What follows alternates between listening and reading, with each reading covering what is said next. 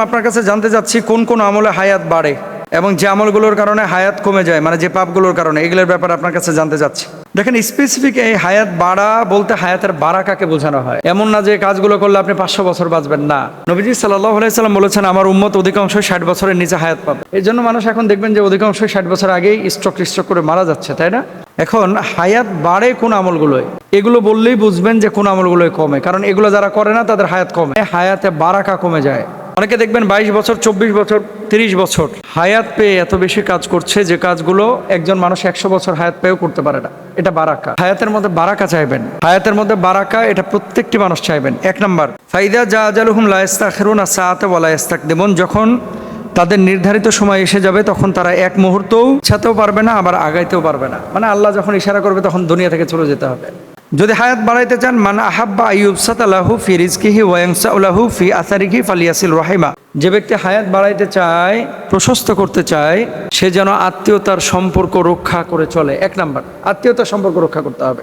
2 নম্বর, ওমাইয়াত্তাকিল্লাহ ইয়াজআল লাহু মাখরাজা ওয়া ইয়ারযুকহু মিন হাইথু লা ইয়াহতাসিব, যে ব্যক্তি আল্লাহকে ভয় করবে, আল্লাহ তাআলা তার জন্য উত্তরণের পথ বের করে দিবেন, এমন স্থান থেকে রিজিক দিবেন যেটা সে কল্পনাও করতে পারবে না। 3 নম্বর, সাদাকাতুস সিররি তুতফিউ গদাবুর রব্বি ওয়া তাদফাউ মিতাতাস সু, গোপন সাদাকা আল্লাহর রাগ নিভিয়ে দেয় এবং খারাপ মৃত্যু দান করে।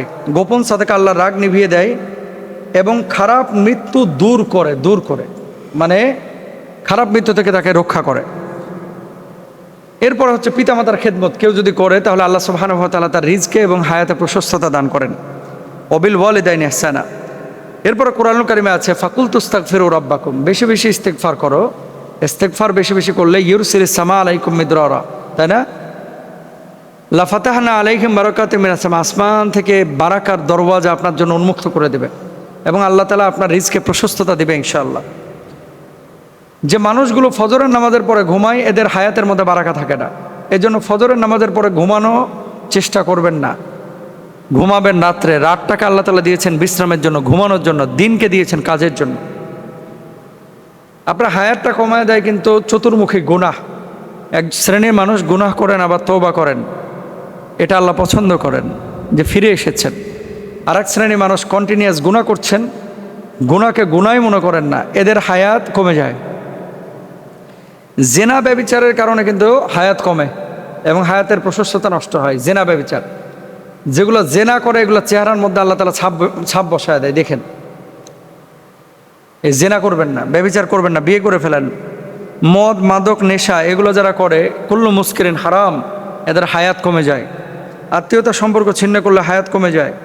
জুলুম অন্যায় করলে মানুষের উপরে, এগুলো হায়াত কমায় দেয়।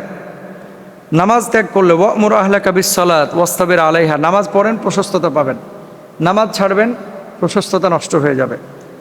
বেশি বেশি কোরআন তেলাওয়াত করেন। আর হায়াতের বারাকাটা কি? খয়রুন নাসি মান তালা উমরুহু ওয়া হুসনা আমালু, সর্বোত্তম মানুষ তো সেই যার আয়ু দীর্ঘ এবং আমল উত্তম। নবীজি এটা বলেছেন। এই জন্য হায়াতের মধ্যে বারাকাটা আনার কল্পনা, দোয়া সব কিছু করেন। শুধু বেশি দিন বেঁচে থাকা এটা প্রশংসনীয় না। বাঁচুন কম বা বেশি, কিন্তু আমলের সাথে বাঁচুন। আল্লাহ তৌফিক দান করুন।